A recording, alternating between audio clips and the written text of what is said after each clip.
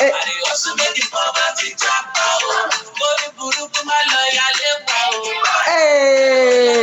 hello friends, it is your favorite Scrum Master here, Anna Bingham. And if I'm not your favorite Scrum Master yet, don't worry about it. By the time I'm done giving you this game, I'm going to become your favorite. That's it. All right.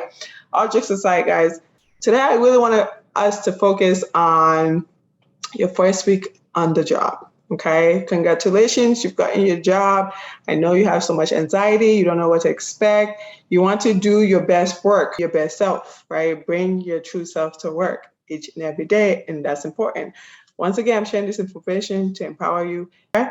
So I will share the mirror board that I created dealing with first week on the job. All right. The first tip that I will say is always be yourself, right? You were hired because somebody saw something in you and know that you will be a good contributor in their organization. So the least you can do is just be yourself. You have so much tons of value to provide. Types of onboarding that you will experience: organizational onboarding that has to do with HR stuff, and team onboarding that really deals with working on the team. Here's how we work here.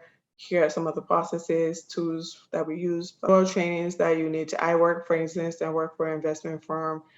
So there's some, regulational stuff that we need to be aware of. Security, team onboarding is my Scrum team that I will be working on, and in addition to that, there's also the Scrum Master team that you will also be a part of. So you're going to be in a couple of teams in general. Okay, so that happens most of the time throughout the first and second week, but most likely the first week would be where those things should be happening. Okay, the next step is having that initial conversation with your manager, and I think this is where most people don't get to set the expectation ahead of time, and then later on they start seeing gaps, right?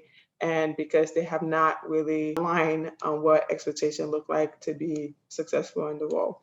So one of the things that I always tell people is you always need to understand expectations for your 30, 60, 90 days. All right. You need to know as far as like what are the set priorities for me to be able to achieve and be successful in these first 30 days. So you know where to put your energy. Maybe the first 30 days is just for you to focus on building relationship. Okay, well, you want to put time on the calendar to build relationships with the partners you're going to work with, right? The next thing that I highly suggest people to also focus in that first week conversation is just talk about your personal and professional development goals, right? As for instance, for me, I have personal goals. I'm very entrepreneurial in my mindset. So I was already writing books. I just share that, like I share knowledge, and also who likes to write, who likes to do things outside of work, right? It shows a lot more than just you coming to work and going back home and doing your day-to-day stuff. I mean, you can do that.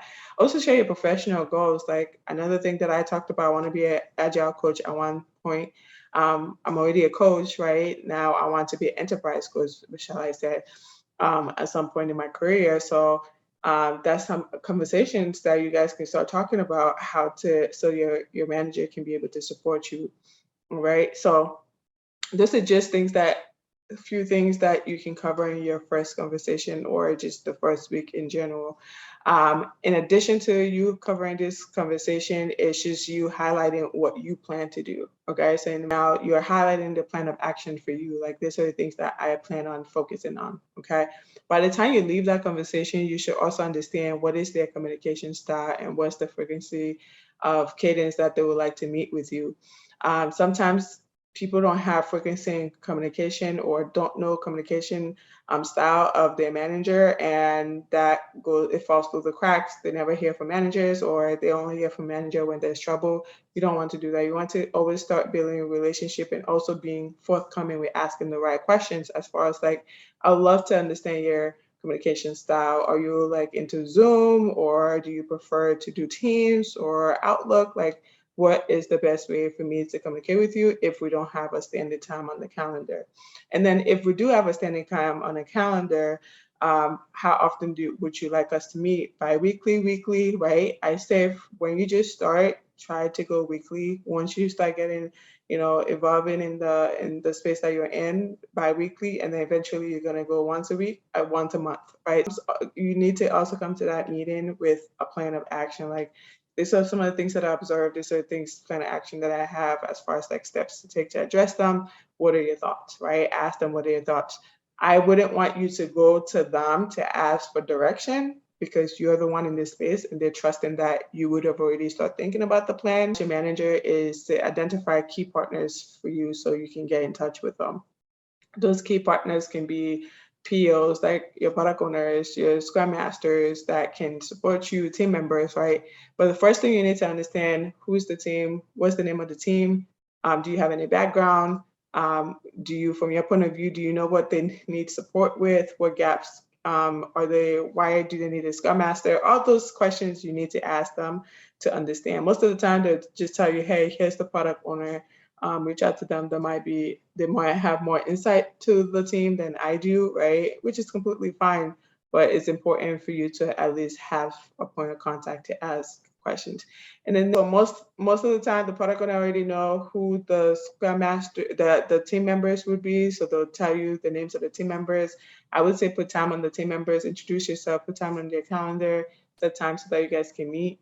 By the time I get to start taking lead in my meetings, I would have already met all of my team members. So that way it didn't feel like a connection was forced. It became more natural, right? Like speaking to them from a point of knowing them versus just trying to build a relationship there.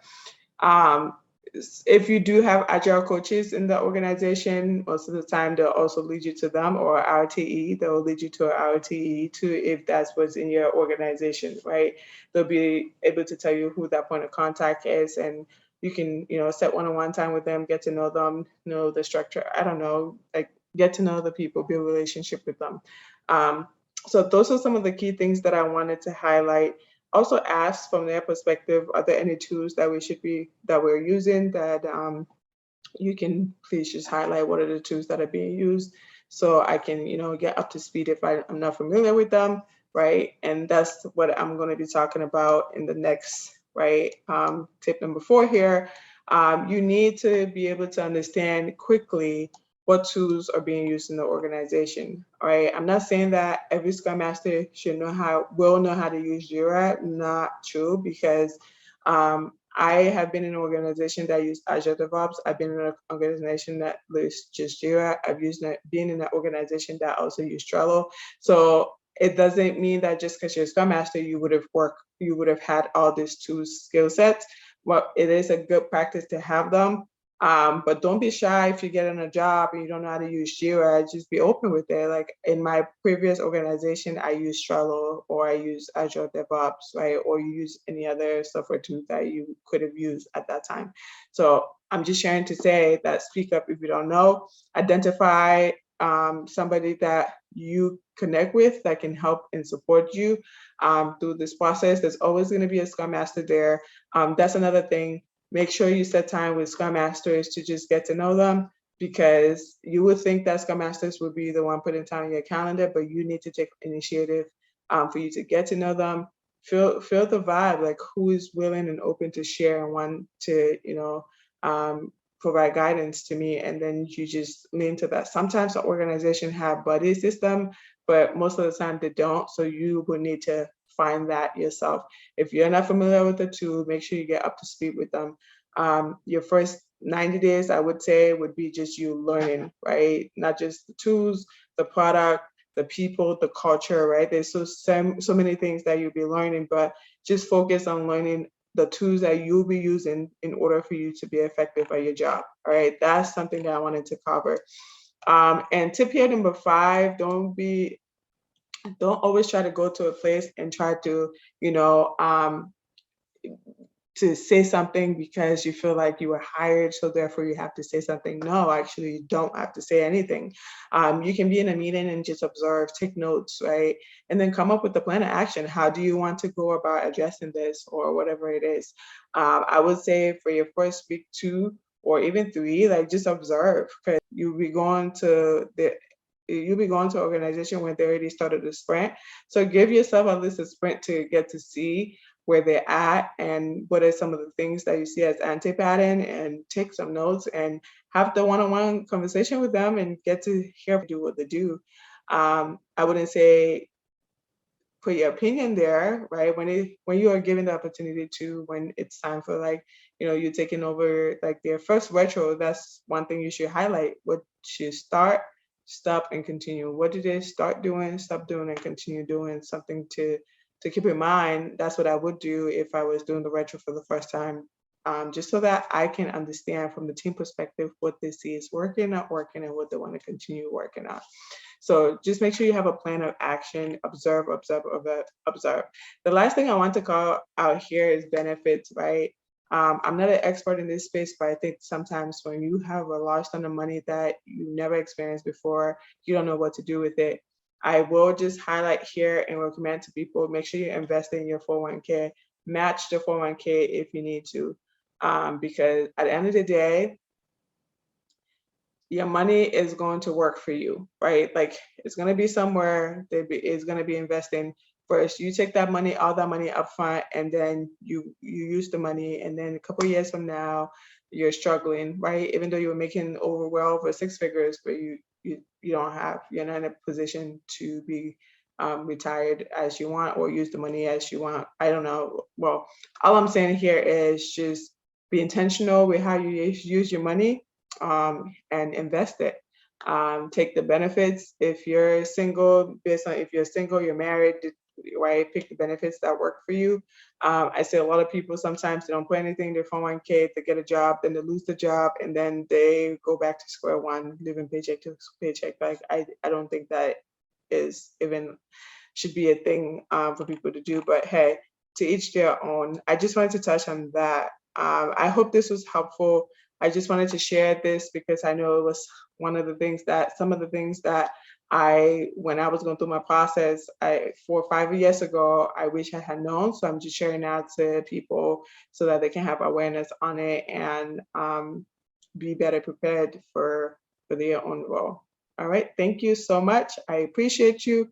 Come back if you like this. Go ahead, subscribe, tell a friend to tell a friend. Oh, have a good one. Bye.